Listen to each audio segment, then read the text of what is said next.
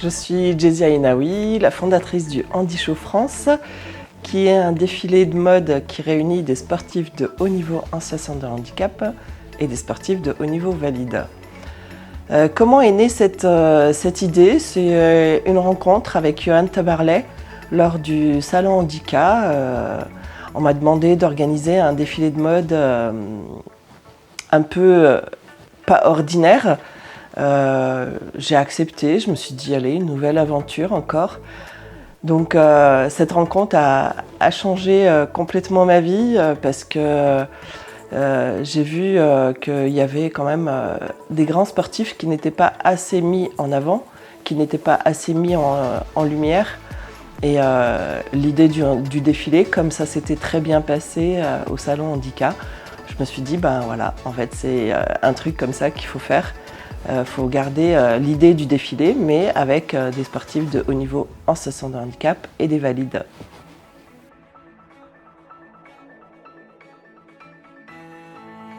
Le premier besoin, pour moi, je trouve qu'il n'y a pas assez de visibilité. On n'est pas au courant de ce que ces grands athlètes handi font toute l'année. Il faut savoir qu'avant d'être champion de France, ils ont des grosses sélections toute l'année.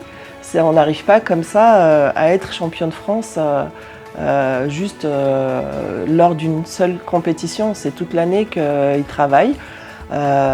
C'est vraiment des acharnés. Et par rapport à leurs résultats, moi je suis vraiment admirative.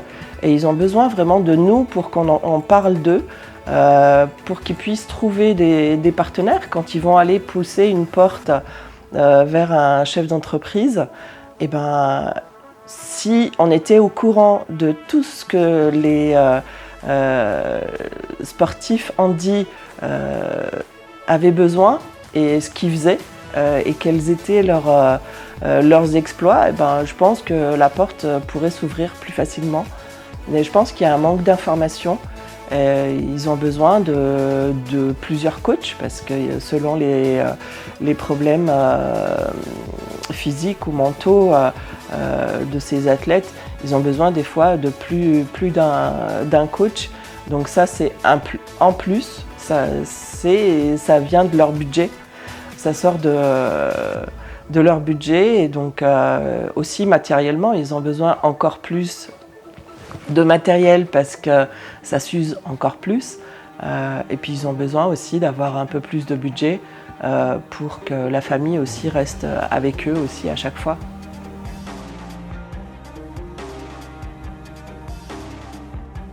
Jusqu'à maintenant, on n'arrivait pas à finaliser les soirées parce que ça reste encore un coût. Donc bien sûr on a envie de les mettre en lumière au plus beau, au plus haut niveau aussi, à leur image. Donc ça nous a pendant très longtemps, on a juste couvert les frais. Mais là, les 2 dernières années, on a pu augmenter la cagnotte des athlètes.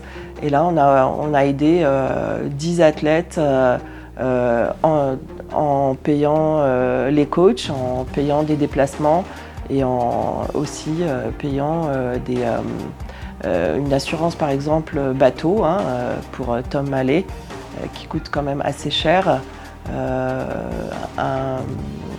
du matériel aussi en natation ou aussi le déplacement pour les championnats du monde, par exemple en Jiu-Jitsu pour Karim Kedad. Donc voilà, c'est comme ça qu'on a pu au moins déjà les aider depuis ces 2 petites années.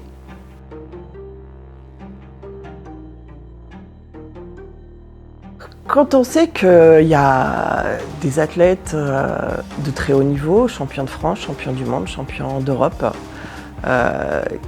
quand ils mettent par exemple une veste comme celle-ci qui représente la France et que l'hymne national retentit dans le monde entier, je peux vous dire qu'ils ont vraiment les frissons et bien les larmes aux yeux. J'ai un dicton que je dis assez souvent, c'est ensemble, oui, nous pouvons changer les choses.